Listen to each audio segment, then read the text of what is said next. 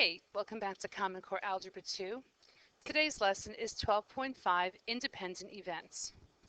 So in the previous lesson's homework, we saw how the occurrence of one event could change the probability of another event. When this happens, we say the two events are not independent of one another. When the occurrence of one event has no effect on the probability of another event happening, we say the two events are independent. So taking a look at exercise 1. Classify each of the following scenarios as having events that are dependent or events that are independent. So A, a person pulls a red marble out of the bag that has 5 blue and 7 red and does not replace it. That's really important. Then a person pulls another red marble. Is the probability of pulling the second red marble out dependent on pulling the first red marble? And explain. And of course it is, because you know that this has to be a dependent event, because number one, there's one less marble and there's one less red marble. So we're going to say this is a dependent event since the red marble, the first red marble,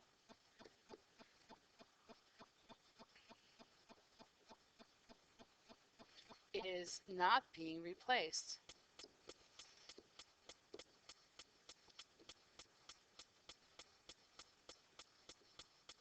Making the likelihood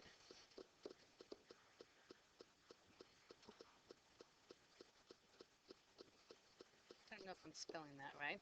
The likelihood of picking the second red marble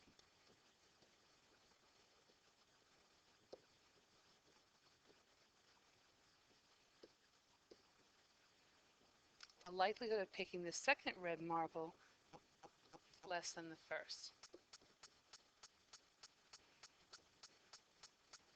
Now again, you don't have to say that the same way I did, but basically because you pick a red marble and you don't replace it, the likelihood of picking another red marble decreases, right? So it is going to be a dependent event. So B says a person flips a coin and notes that it comes heads up. Then a person rolls a standard 6-sided die and notes that it comes up a number less than 3. Is the probability that the number came up less than 3 dependent on getting ahead when flipping the coin? And explain. So here I'm hoping that a little common sense comes into play, that flipping a coin and throwing a 6-sided die have nothing to do with one another. So these are going to be two independent events. So these events are independent of one another.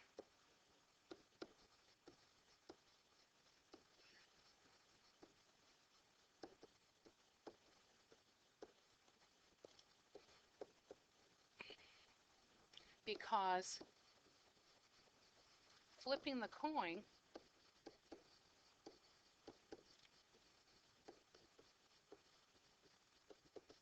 has no effect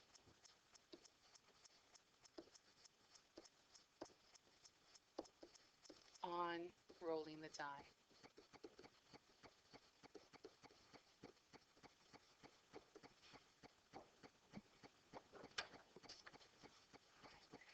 Okay, so write down what you need to, and we'll move on to the next page.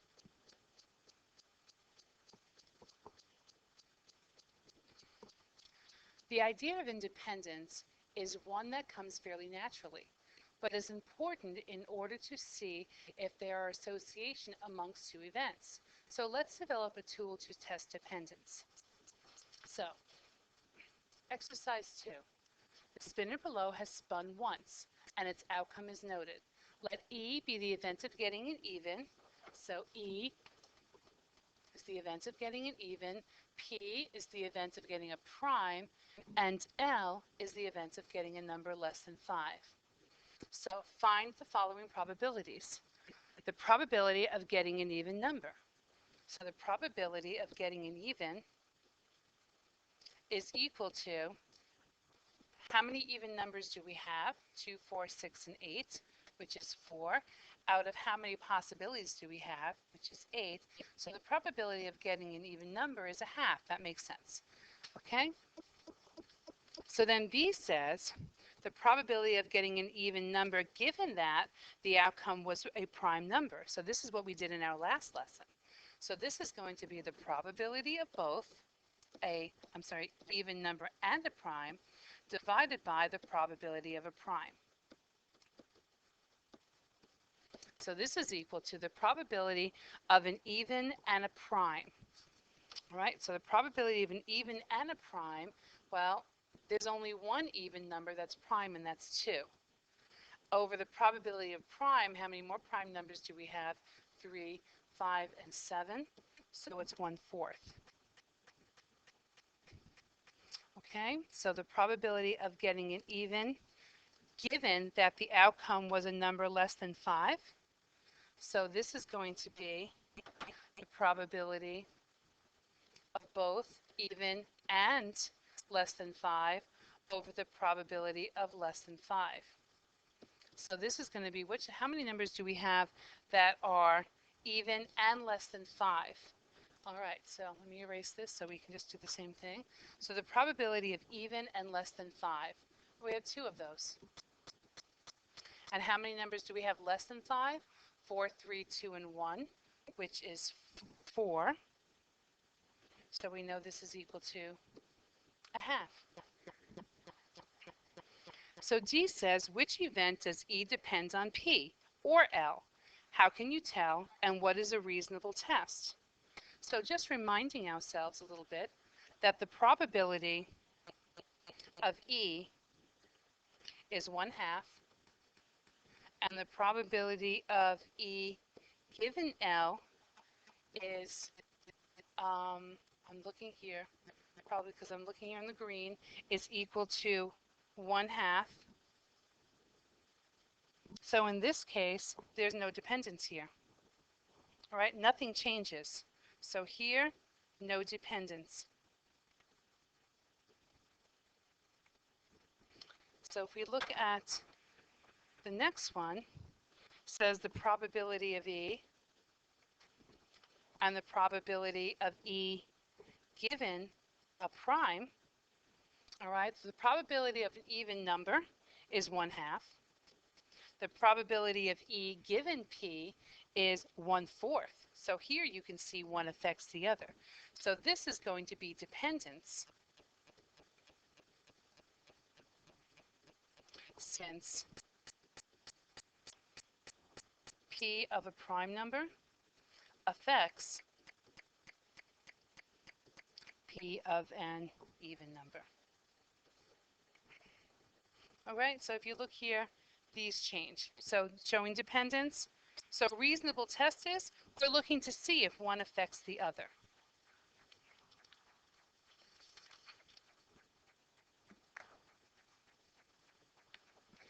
So let's write that down more formally, and I have that written up here as the definition of independent events. So 2 events, A and B, are defined to be independent if the probability of A given B is very similar to the probability of A, and likewise the probability of B given A is closer to the probability of B. So in other words, nothing's being affected. So P of A and A given B should be about the same, okay? And the same thing goes here. So let's take a look at exercise 3. A survey of 57 6th graders was done to determine which subject was their favorite. Of course, they all picked math. But for the study, we're going to spread it around a little bit. So the results are shown in the table below, sorted by gender. Isaiah Bramble, if you're in the building, can you please come to... Sorry for that interruption. So does it appear, based on the data in this table, that the preference for math as a favorite subject has dependence on a student's gender? So the probability of math, given that you're a male, is equal to the probability of both over the probability of being a male. So probability of both. So male and math. Male and math is 10 over the probability of being a male, which is 27. Now remember, technically, this is the probability, so it should be 10 out of 57, which is my total, 27 out of 57, but the 57s cancel, and you get 10 out of 27, which is approximately 0.37. When you're comparing, it's easier to put it into decimal form. So now the probability of math given female is the probability of both over the probability of female, which is going to be the probability of both female and math, which is 8, over the probability of female, which is 30, which is approximately 0.27. Now we have to kind of figure out this too. What's the probability of math? What the probability of math is 18 over 57, which is about 0.32. All right, so if we take a look, one's 0.37 and one's 0.27, so they're both having an effect on this. All right, so here I would say there seems to be dependence. All right, so you might take a minute. I'm kind of out of room here, but you might say something like, there seems to be dependence since these probabilities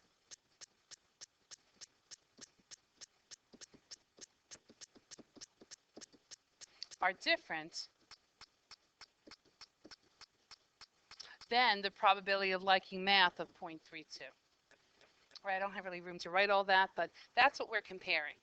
We're comparing the 0.32 to the 0.37 and the 0.27.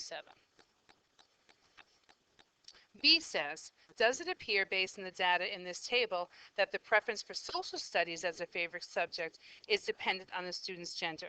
So we can do the same thing here. Let's do a different color. The probability of liking social studies is, I have to get to my table, so let's bring it here. So the probability of liking social studies is 19 divided by 57. So 19 out of, I'm going to try and scoot it down here, 19 out of 57, which is about 0.33. All right, so now we're going to do the probability of social studies given a male and the probability of social studies given a female. So the probability of a male is going to be, let's see, social studies in male is 9 over the probability of a male, which is 27. And the probability of a female in social studies, which is going to be female in social studies is 10 out of the probability of being a female, which is 30. So these are the same. These are all about 1/3. So if you look at this one, this is 0.33, and this is 0.33. So if I had more room, I guess I could slide this down just a little bit and say there is independence. You want to say these are independent of one another? There is independence, or there is not dependence, independence between social studies and gender, since the probabilities are the same.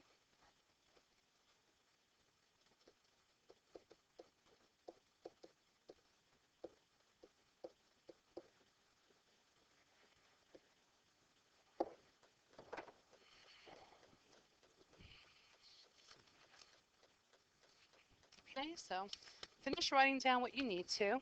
We have one more example to look at before we're done.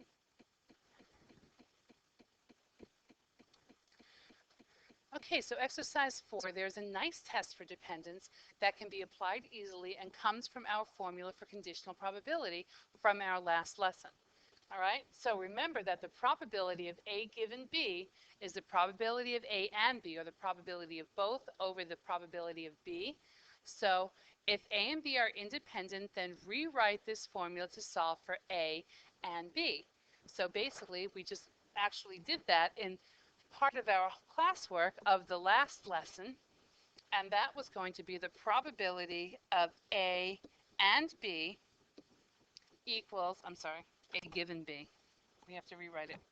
The probability of A given B is the probability of A and B over the probability of B. It wants us to solve for this, A and B, so we put this over 1 and we cross multiply. So we get the probability of B of A and B is equal to the probability of B times the probability of A and B. I'm sorry, A given B. All right.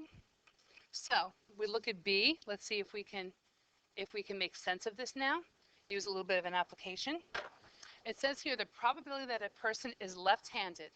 So left-handed is 12%, and the probability they have brown eyes is 42%, and the probability they have brown eyes and are left-handed, so this is the and, is 2%. Is the event of having brown eyes dependent of being left-handed? Support your answer. So probability of left-handed is 0.12. The probability of being, probability of brown eyes and, so the probability of brown eyes and left-handed is 0.02, and we have a 0.42, that they have brown eyes. Oh, so that means that the probability of brown eyes given that they're left-handed is the 0.42. So sometimes you really have to be careful of that. Take the words and set it into some of our notation. So if this is right, we should know using our formula over here that A and B, so 0.02, should equal the probability of L, which is 0.12, times the probability of B and L, which is 0.42. And we get 0.02 is actually not even close to 0.0504. So that tells me that these are dependent. So these are dependent events. If they were closer to the same number, you'd say there's more of a likelihood that they are not dependent or they're independent. Okay, so we will take this up tomorrow, a little longer than 15 minutes, sorry about that. And this is the end of Unit 12, hard to believe. So we're going to be working on our review for Unit 12 coming up, and then moving on to Unit 13. So until next time, be safe and make good choices every day.